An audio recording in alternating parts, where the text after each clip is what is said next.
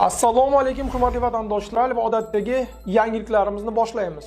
Boshlashdan oldin katta iltimos, meni ko'rayotgan bo'lsangiz, podpiskani bosinglar.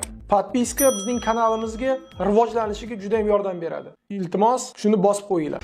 Assalomu alaykum. Kunning muhim xabarlari bilan dasturimizni boshlaymiz.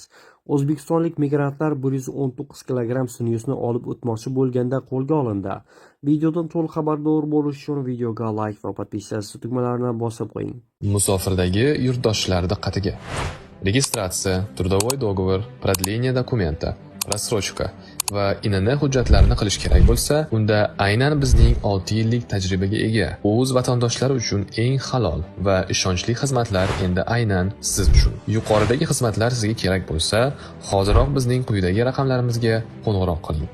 Rossiya bojxona xizmati xabariga ko'ra, O'zbekiston fuqarolari 1,7 million rubllik 119 kg sinus tamaki mahsuloti olib o'tishga uringan.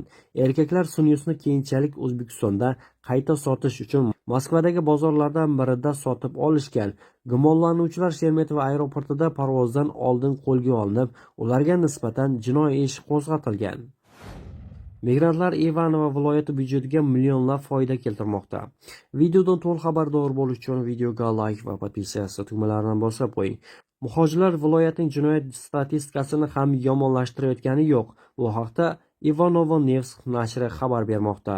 O'tgan yili viloyatdagi iqtisodiy faol aholining 2% dan ozrog'ini tashkil etgan migrantlar Ivanovo byudjetini 332 million rubldan ko'proq mablag' bilan to'ldirgan. Mehnat patentlaridan tushayotgan daromadning 50% muhojir ishlayotgan munitsipalitet byudjetiga, 50% esa viloyatning umumiy byudjetiga taqsimlanadi. Shuningdek, huquqni muhofaza qiluvchi organlar jinoyatlarning oshini qayd etmagan, deb yozadi nashr. Ma'lum qilinishicha, Ivanovo viloyatidagi korxonalarda, kompaniyalar va xususiy biznes firmalarda hozircha 8000 chet el fuqarolari ishlamoqda. Ularning mingtasi mehnat faoliyati uchun patentni rasmiylashtirgan. Patent narxi bu yil 20% ga oshirilgan va 7,5 ming rublni tashkil etadi. Patentni muhojirlar Rossiyadagi qonuniy ishlash uchun oladi.